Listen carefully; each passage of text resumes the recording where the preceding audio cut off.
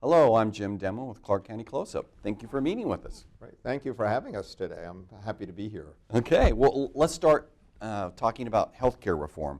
Can you kind of give us just a really brief, and I understand it's going to have to be brief, synopsis of kind of what's going on in Washington State and the nation with healthcare reform? Well, in Washington State, we're doing really well. We're one of those states that has their own health benefit exchange, and the most recent numbers I have is that we've actually enrolled 100,000 people, more than 100,000 people in Washington State, and about 150,000 people are in process. So, it's things are starting off slow. It's a very complex process, and things started off slow, but they're picking up pace, and things are going to get better as time goes on. But I mean, 150,000 in process, 100,000 already enrolled. That's 250,000 people. So that's kind of exciting from my standpoint. I mean, we've got a large number of people who have had no health insurance up till now. The Medicaid expansion is going to help a lot of people out. And just so for our viewers, we're taping this on the day before Thanksgiving, so just they have the time frame. Around $100,000. 100,000 people. 100,000 people on November 27th.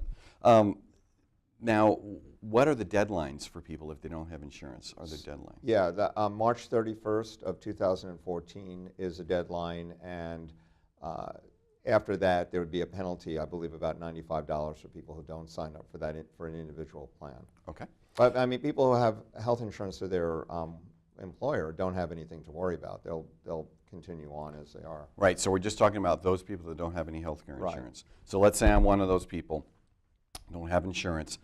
How do I sign up? There's a lot of different places that you can sign up. So first of all, if you need information, you can go to our website, and there's a little click that you can do to find the health plan finder. Mm-hmm. There's going to be there's a customer service number that people can call. There's going to be multiple enrollment events at libraries throughout the area, and you can get that information off of our website as well, and we can get you the address for that. Mm-hmm. And there's, in terms of the Medicaid expansion, people who are low income, there's actually, Clark County Public Health is a lead agency for training and actually contracting out for what we call assisters. Those are people who help folks sign up for that. Okay. And there's about 12 agencies in Clark County that are basically have assisters that are helping people to enroll. Okay. And so we kind of talked about in Washington State, it's working fairly well. Electronically, the same thing, is it working fairly well, or are there issues? You just hear in the press electronically, the federal website, is it much of an issue in Washington State? It started off slow, but the website is getting better as time goes along. Okay, so definitely people can go to that to find out. Yes. And you mentioned how public health is assisting with assisters for that. Can you kind of discuss how the National Healthcare Reform Illness Prevention will address illness prevention and kind of how it aligns with the public health care nationally? Yeah, this is really kind of exciting for me because there's a lot of possibilities out of the Affordable Care Act. First of all, the type of insurance, one of the requirements in terms of insurance that people are going to have in the future is really going to require insurance to have preventive services. So clinical preventive services like cancer screening services, for example, are going to be a requirement in the new insurance plans. The way the Affordable Care Act is structured also, it really encourages integration of we call behavioral health with physical health. So there's a lot of people who have physical health problems that also have mental health or chemical dependency issues. And there's a real move now, and the healthcare reform is helping that, to really integrate those services so that people who have mental health and chemical dependency issues and, for example, diabetes can get those services taken care of at the same time. If you're a physician taking care of somebody with diabetes, for example, and they have a chemical dependency, an addiction problem, or a chronic mental illness, unless you deal with those issues at the same time, it's really impossible, virtually impossible, to control the diabetes. So being able to combine those is really going to be a big help. People with chronic mental illness live on the average 25 years less than people without chronic mental illness. So getting those people integrated into the physical health system is going to be a real big improvement. The other issue that this is going to really help with is connecting people to what we call the social determinants of health. And we're actually looking at this in Southwest Washington with our partners in the area. And what I mean by social determinants of health, if you're taking care of somebody with diabetes, for example, and they're homeless, how are you going to control their diabetes if they don't have a place to live or a clean place to deal with their insulin injection? So dealing with what we call social determinants like homelessness, housing, employment, and issues like that, and integrating that into how we provide health services. We're now talking about health and integrating health with healthcare. The other exciting piece about this, and when we talk about prevention, and I'm looking forward to our health system being able to work with us on dealing with prevention issues that go way upstream.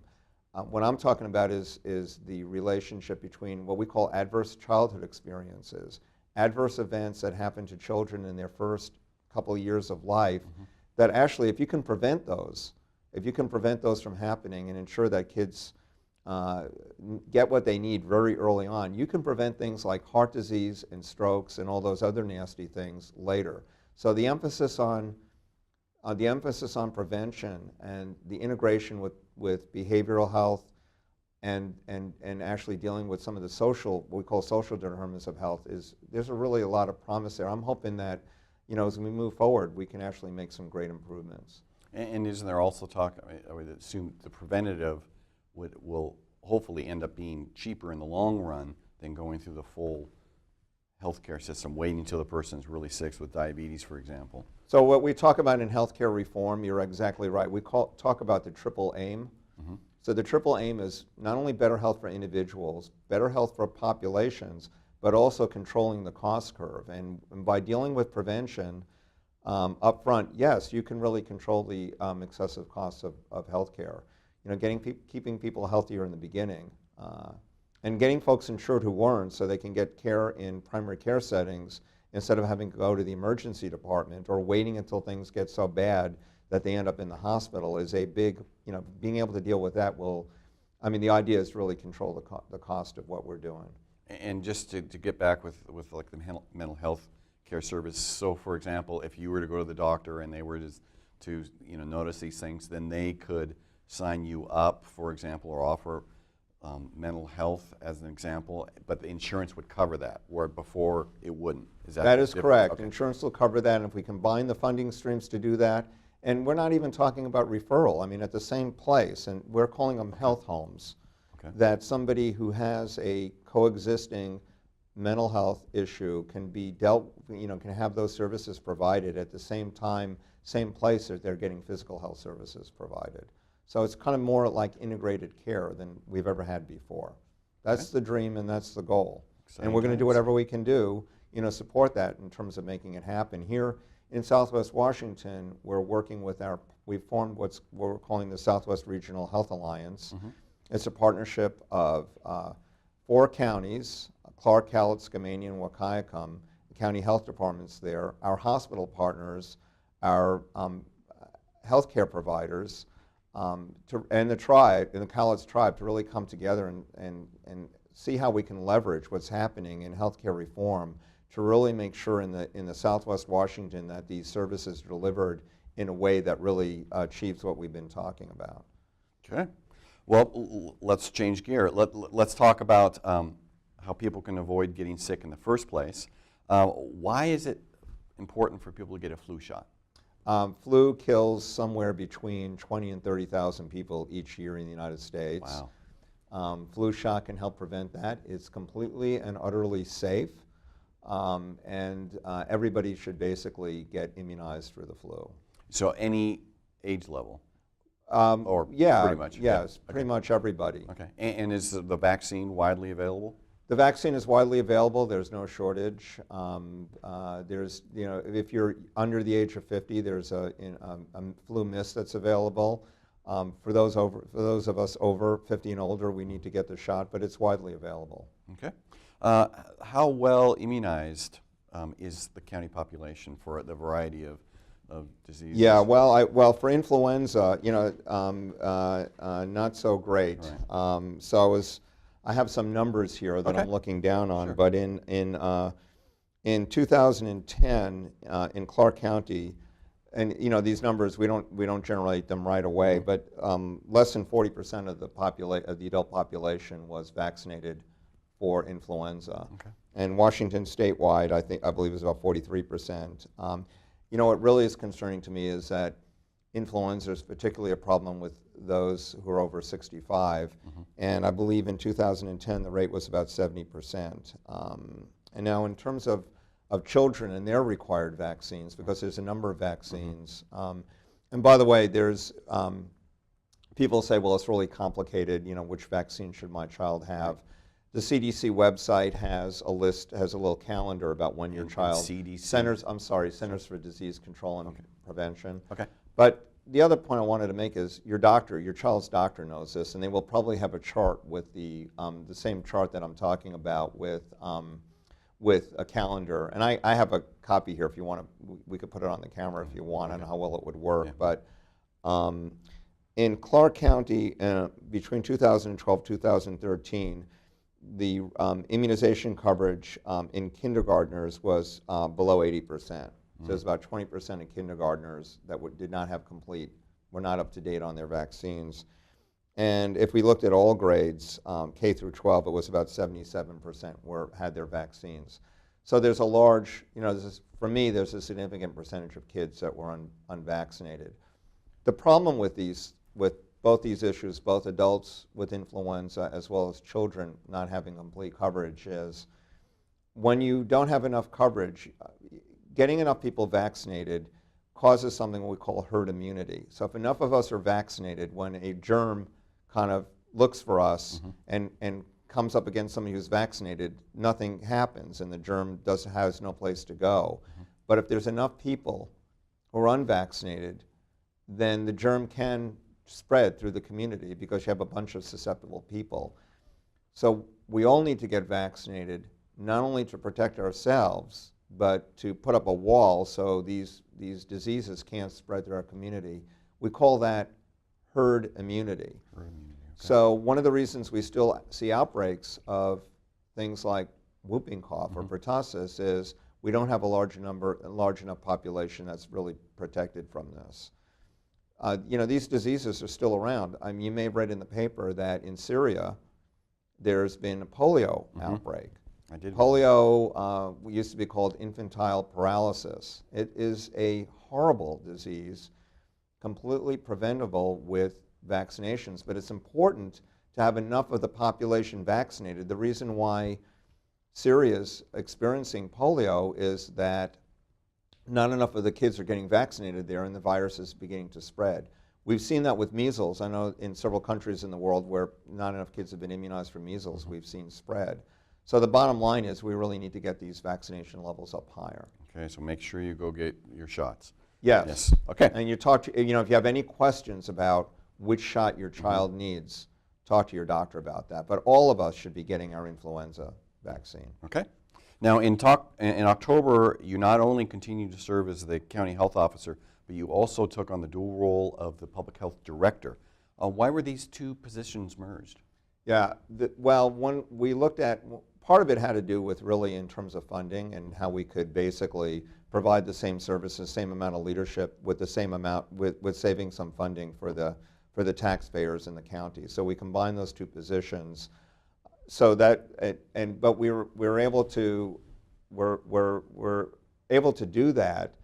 I've been providing services as health officer for Cowlitz, Skamania, and Wahkiakum counties. So while being the health officer for Clark County, I was also serving those counties as their health officer. Okay. So one of the ways we're able to do this is I will be giving up those roles in the other counties. January 1st is the deadline, but I'm helping the other counties recruit health officers, so hopefully it'll occur sooner, but that's how we're able to do that. Okay. How have you been transitioning to the new role? It's been, from my perspective, the transition has gone really smooth, and it's gone really smooth for a couple of reasons. One is we've got a really strong leadership team. I've got 3 people working with me. Tricia Mortel, who's the Chief of Operations, Janice Koch, who's the Chief of Performance, and Jeff Harbison, who's the Chief of Administration and Finance. they've really stepped up, and they're providing great leadership in the department. But the other piece that's working really well is we've got a really incredible, talented staff that really is, things seem to be running really smoothly with that. Actually, there's a third point that I want to make, is that we've had really support from county administration, from our Board of Health, as well as the county administrator have really provided support for us, and they're really passionate about what we're doing. So from my perspective, the transition is going really well. Now how's the budget outlook for your department look in the coming years? Right now in the current years, the budget seems pretty stable, but there's always threats to the budget. We're about half the size and half the number of employees as we had a few years ago. We've made significant budget cuts over the past few years, and we've transitioned many of our direct services out to community partners. Our budget comes from a number of sources. You know, there's local dollars, county general fund, there's state dollars, there's federal dollars, and of course there's fees. If things happen at the federal level, we get a significant chunk of our funding from the federal government. It passes through the state. If something happens in Congress, right now sequestration is not affecting our services, but down the road it could. So there's always a threat to funding. So right now, at this moment, there's not, you know, things seem pretty stable. Okay. Is there anything else you'd like our viewers to know about public health in Clark County? Yeah, there's a number of things I'd like folks to know. I mean, public health has probably been more responsible, not just Clark County Public Health, but what we do in public health has probably done more to increase life expectancy in people over the past 150 years, more than medical care or anything else. And Clark County is a very healthy place to live, work, and play, but there are still issues that we really need to work with here to improve the health of the public. I mean, we've already talked about, you know, communicable disease is still with us, and we need to do more around immunizations. Chronic disease is really with us, and we could be doing a lot better around that area. We have a large 25% of 10th graders are overweight or obese. 2/3 of adults in Clark County are overweight or obese, and that contributes to heart disease and stroke. We haven't eliminated tobacco use. We still have a problem with that in the community. So there's, you know, in terms of chronic disease prevention, there's a lot more we can do. The other point about Clark County is not everybody has the same level of health in Clark County. So we have populations, a lot of it's related to income, where or the condition of the neighborhoods and where people live, where people are not living as long as they might be living in other areas. We call those inequities. So we really need to address issues that result in some people being healthier than others, and we really need to raise the boat for all if we can. The other point I made earlier is, you know, around prevention. We could be doing a lot more around prevention, and one of the things we're looking at, and our Public Health Advisory Council will be looking at, is this issue of what happens to children in the first few years of life, adverse childhood experiences. How can we work on that and support parents so that these kids aren't subject to diseases later in life, like heart disease, obesity, mental illness, and things like that. So there's a lot of, this is a great place to work, live, and play, but there's a lot of work we need to be doing together to make it even better. Well, thank you very much for all that information. Now, if people want to find out more information about Clark County Public Health, and you mentioned there are links there that could help with healthcare enrollment as well as other things, where can they check? On our website, and I don't have... It's Clark County Public Health, clark.wa.gov/public health. You got it, okay. And the phone number is 397-8000. That is correct. And also, I've been told that viewers can also, once they get to that public health website, they can also follow you on Facebook and Twitter. That is correct. We do have, they can like our page and follow us on Facebook and Twitter. That's correct. Okay, well, thank you very much for meeting with us. Thank you. It was great.